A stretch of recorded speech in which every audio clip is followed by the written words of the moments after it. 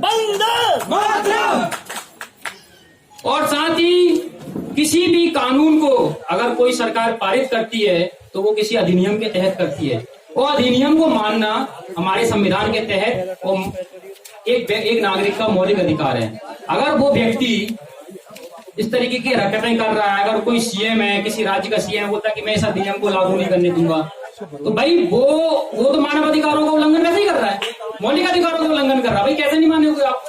जो संविधान के तहत, जो हमारी संसद के निर्वाचित सदस्यों के तहत सेंटर एक्ट जो पारित हुआ है, तो उसे आप कैसे नहीं मानोगे?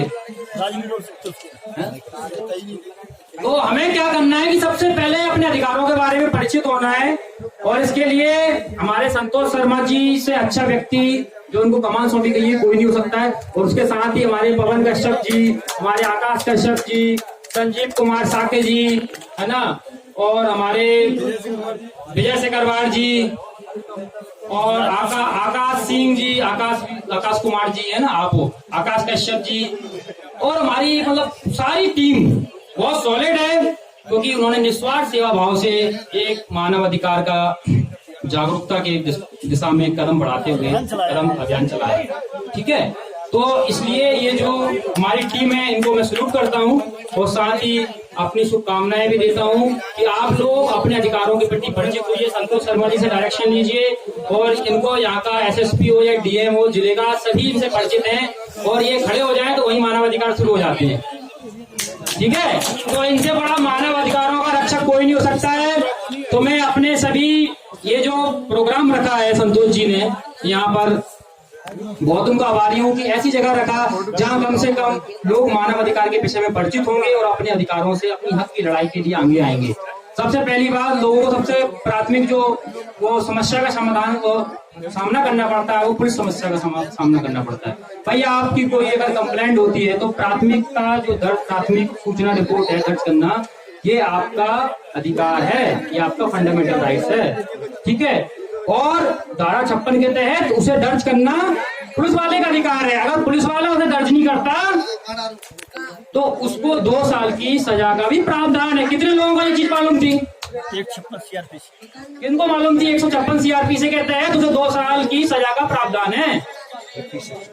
तो ये सारी चीजें जो हैं हमें पढ़नी है, समझनी है, और हमें ये नहीं गड़गड़ाना नहीं है कहीं भी। भाई हम क्यों गड़गड़ाएं? हम किसी, देखो, हमें भय मुक्त समाज की रचना करनी है।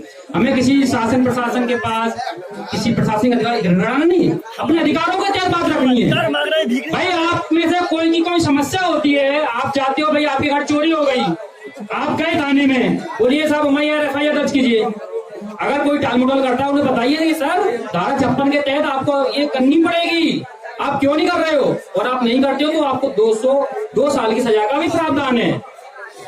तो ये जब आप उनको बताओगे तो वो समझ जाएंगे जनता हो चुकी जागरूक, आपको हाथ जोड़ लेंगे आपसे ऑटोमेटिक।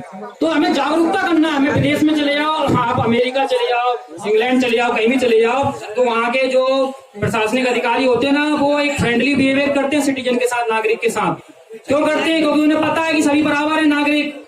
हमारे संविधान में लिखा है कि भारत के सभी नागरिक बराबर हैं, समानता का अधिकार। मतलब कलेक्टर, कमिश्नर और संतोष शर्मा और रविंद्र तोमर, भूवी तोमर सब बराबर हैं, कोई छोटा नहीं है किसी से।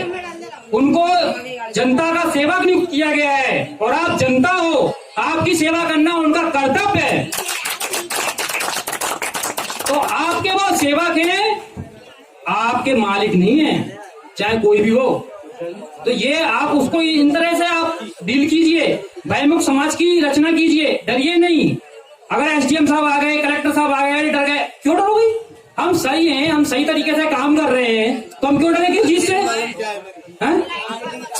कई बार ऐसी चीजें होती हैं कि एसडीएम की सिक्योरिटी से ही मकान बन गए, और एसडीएम दूसरा आया वो तोड़ने लगा। तो भाई पहले बने कैसे?